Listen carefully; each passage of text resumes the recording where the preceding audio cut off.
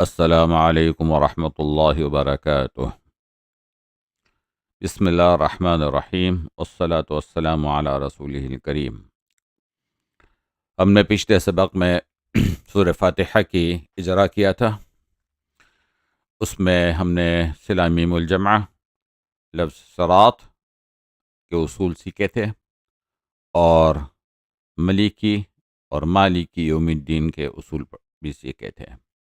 یہاں ایک اور اصول اپلائی ہوتا ہے جو کہ میں نے پہلے ذکر نہیں کیا تھا، اور وہ یہ ہے کہ جب وصل کی صورت میں الرحمن الرحیم مالک یوم الدین، جب وصل کی صورت میں یہ پڑھیں گے تو اس میں امام سوسی کے لیے ادغام ہو جاتا ہے میم کے لیے۔ تو پہلا میم وہ ساکن کر دیتے ہیں جو کہ مکسورہ ہے، لیکن وہ ساکن کر دیتے ہیں، اور دوسرا جو میم ہے وہ مفتوحہ ہوتا ہے، ٹھیک ہے نا۔ مالک یوم الدین میں میم جو ہے مفتوحہ ہے، تو اب اس میں جو ہے شدہ بھی پیدا ہو جاتا ہے، اور اس میں امام سوسی ادغام کر دیتے ہیں، یعنی کہ دونوں حرف کو ملا دیتے ہیں، پہلے میم کو دوسرے میم سے ملا دیتے ہیں، اور پہلے حرف کو مدغم کہتے ہیں اور دوسرے حرف کو مدغم فیہ کہتے ہیں۔ تو اس حساب سے امام سوسی اس آیت کو وصلاً الرحمن الرحیم مالک یوم الدین اس طرح سے پڑھیں گے۔ لیکن چونکہ ہم نے ابھی تک ادغام کبیر کا سبق نہیں پڑھا، اور اس کا ذکر انشاءاللہ تعالی اگلے سبق میں آئے گا، تو اس میں ہم اس کو مزید پڑھیں گے اور سمجھیں گے۔ تو یہ اشعار 113 سے 115 تک ہم پڑھتے ہیں اور اس کو سمجھیں گے انشاءاللہ تعالی۔ وَمِن دُونِ وَصْلٍ ضَمُّهَا قَبْلَ سَاكِنٍ لِكُلٍّ وَبَعْدَ الْهَاءِ كَسْرُ فَتَلْ عَلَا۔ تو علا جو ہے یہ ابو عمر بصری کا نام ہے، ان کا نام ہے ابو عمر بصری بن علا۔ تو ان کے اس میں دونوں راوی شامل ہو جاتے ہیں، دوری بصری اور سوسی، ٹھیک ہے نا۔ اور یہ اصول جو ہم بیان کر رہے ہیں یہ کن قراء کے لیے جو ہے اپلائی ہوتے ہیں، تو اس میں پہلے تو بصری ہیں، اس کے بعد فرمایا مع الکسر قبل الہاء او الیاء ساکنا وفی الوصل کسر الہاء بضم شمللا۔ تو اس کو ہم ابھی آگے سمجھیں گے انشاءاللہ تعالی کہ یہ کیا فرما رہے ہیں، لیکن یہاں پر ایک اور اصول ہے جو کہ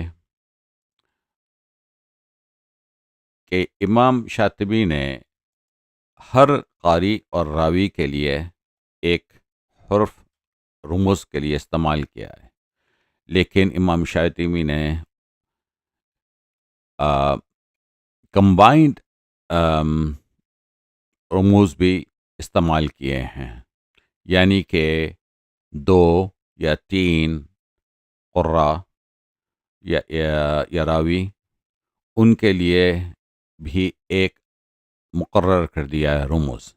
تو یہاں پر یہ حمزہ اور کسائی جو کہ اخوین کہلاتے ہیں، کہ دونوں کوفی ہیں، تو ان کے لیے شمللا میں شین جو ہے رمز ہے حمزہ اور کسائی دونوں کے لیے، یعنی کہ جب بھی امام شاطبی ان کے لیے کوئی اصول بتائیں گے حمزہ اور کسائی کے لیے، تو وہ شین کا رمز کے حساب سے سمجھائیں گے، اس کے لیے وہ یہ یوز کریں گے شین کا حرف۔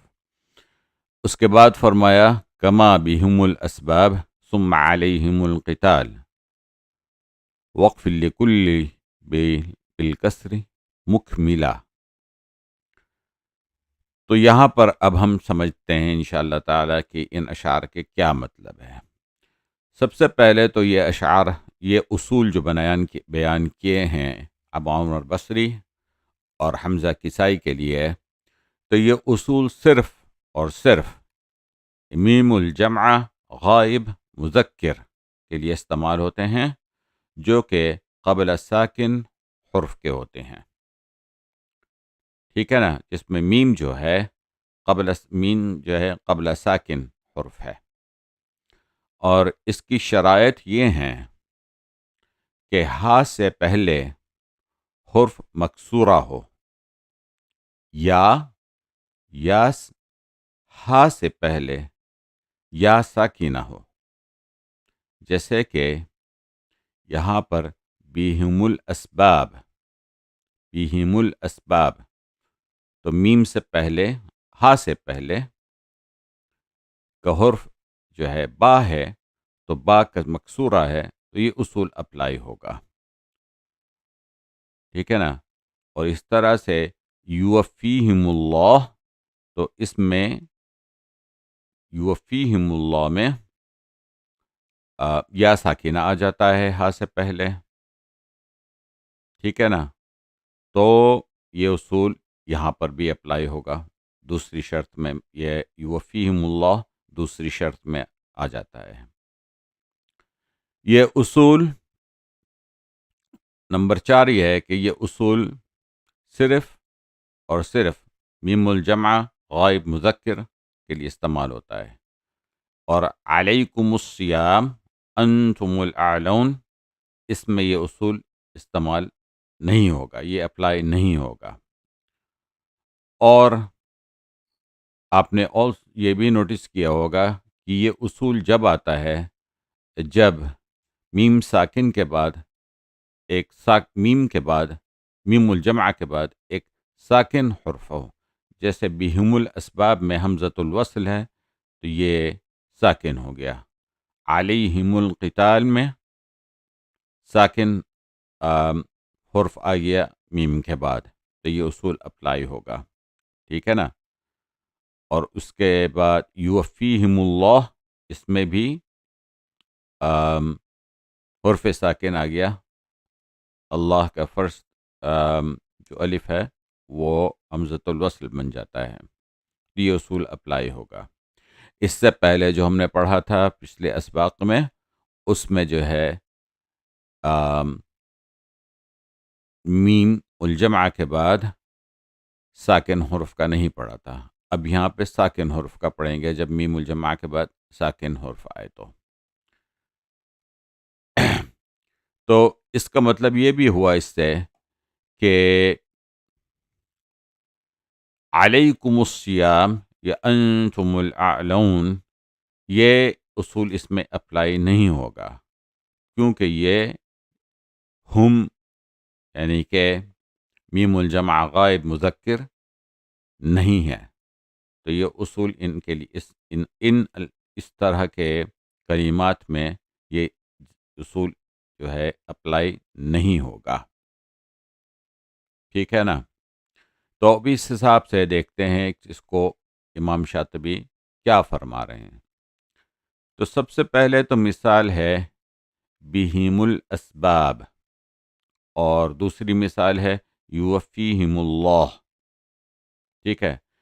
اس کو امام نافع، ابن کثیر، ابن عامر اور عاصم اسی طرح پڑھیں گے جیسے حفص پڑھتے ہیں، جس میں بہم الاسباب، ہا پر کسرہ ہے اور میم پر ضمہ ہے، یوفیہم اللہ، تو یہاں پر جو ہے میم پہ ضمہ ہے اور ہا پہ کسرہ ہے، اسی طرح پڑھیں گے وصلاً، اور اگر وقف کریں گے بہم الاسباب یوفیہم اللہ، اس میں وقف کریں گے تو وہ بہم کریں گے، یوفیہم کریں گے، ٹھیک ہے نا۔ لیکن امام بصری اپنے دونوں راویوں کے ساتھ جو کہ دوری اور سوسی ہیں، تو یہاں پر وہ میم کو اور ہا دونوں کو مکسورہ کر دیتے ہیں، یعنی کہ وہ اس طرح سے پڑھیں گے علیہم القتال بہم الاسباب یوفیہم اللہ، ٹھیک ہے نا؟ تو یہ وصلاً جو ہے ہا اور میم جو ہے دونوں مکسورہ کر کے پڑھتے ہیں، بِہِمِ الاسباب یوفیہم اللہ۔ لیکن فرض کریں کہ یہاں پر بِہِم بِہِم پر اگر یہاں پر وقف کریں گے تو وہ کس طرح سے کریں گے؟ تو یہاں پر جب وہ وقف کریں گے تو وقف کی صورت میں وہ جس طرح تمام قراء عامر، ابن نافع، ابن کثیر، ابن عامر اور عاصم جس طرح یہاں پہ بیہم پڑھتے ہیں اگر وقف کریں گے، تو اسی طرح امام بصری بھی یہاں پر وقف کریں گے تو بیہم یوفیہم پڑھیں گے، ٹھیک ہے نا؟ لیکن امام حمزہ اور کسائی جب وہ پڑھیں گے تو وہ اس کو ہا اور میم دونوں کو ضمہ دیں گے، تو وہ پڑھیں گے بِہُمُ الاسباب یوفیہم اللہ، ٹھیک ہے نا؟ انہوں نے ہا اور میم دونوں پر ضمہ دیا۔ اسی طرح علیہم القتال، وصلاً پڑھا تو انہوں نے ہا اور میم دونوں پر ضمہ دے دیا، بِہُمُ الاسباب یوفیہم اللہ علیہم القتال۔ لیکن فرض کریں کہ یہ یہاں پر وقف کرتے ہیں، ٹھیک ہے نا؟ وصلاً نہیں پڑھتے اور وقف کرتے ہیں۔ یہاں پر ویسے وقف تو نہیں ہونا چاہیے، کلمہ جو ہے پورا پڑھنا چاہیے، لیکن اگر اتفاق سے یہاں پر آپ وقف کر رہے ہیں اس طرح کے کلمات میں، تو پھر وہ وقف کس طرح سے کریں گے؟ تو یہاں پر امام کسائی تو سیدھا سادہ جس طرح سے تمام قراء پڑھتے ہیں وہ اس کو وقف کسرہ سے ہی کریں گے، ہا پر، اور میم ساکن ہو جائے گا، تو وہ بیہم پڑھیں گے، یوفیہم پڑھیں گے، علیہم پڑھیں گے امام کسائی۔ لیکن چونکہ امام حمزہ جو ہے علیہم، الیہم، لدیہم میں ہا کو ضمہ سے پڑھتے ہیں، تو وہ جب وقف کریں گے تو وہ یہاں پر وقف علیہم پڑھیں گے، ٹھیک ہے نا؟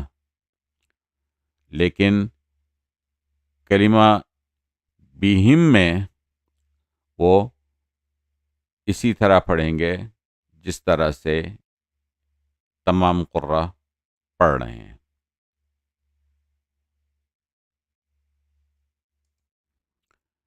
تو خلاصہ یہ ہوا کہ امام حمزہ جب وقف کریں گے بیہم بِہُمُ الاسباب وصلاً پڑھیں گے، جب وقف کریں گے تو بیہم پڑھیں گے، یوفیہم پڑھیں گے جس طرح تمام امام پڑھتے ہیں۔ لیکن علیہم القتال میں جب ہم وقف کریں گے تو وہ علیہم پڑھیں گے، کیونکہ یہ ان کا اصول ہے۔ اب یہاں ایک اور سوال پیدا ہوتا ہے، اور یہ سوال ہم سوچتے ہیں کہ یہاں پر کیا یعلمہم الکتاب، تو اس کلمات میں یعلمہم الکتاب، کیا یہ اصول اپلائی ہوتا ہے؟ آپ 2 منٹ کے لیے ویڈیو کو پاز کر کے اس کے بارے میں سوچیں، پھر ہم اس کو سمجھیں۔ امید ہے کہ آپ نے اس کو سوچ لیا ہوگا کہ یہاں پر کیا ہے۔ چونکہ ہا سے پہلے حرف میم پر ضمہ ہے تو یہاں پر یہ اصول اپلائی نہیں ہوگا، ٹھیک ہے نا؟ یہاں پہ یعلمہم الکتاب ہی پڑھیں گے سب، امام حمزہ اور کسائی اور بصری، تمام قراء کے لیے طرح۔ یہاں پر ایک اور اصول ہے نمبر 6، کہ جب ایک کلمہ ایسا ہو جس میں ضمیر متصل ہو اسی کلمہ میں، تو پھر اس کے لیے تمام قراء کے لیے صلہ ہوگا، صلہ میم الجمع ہوگا۔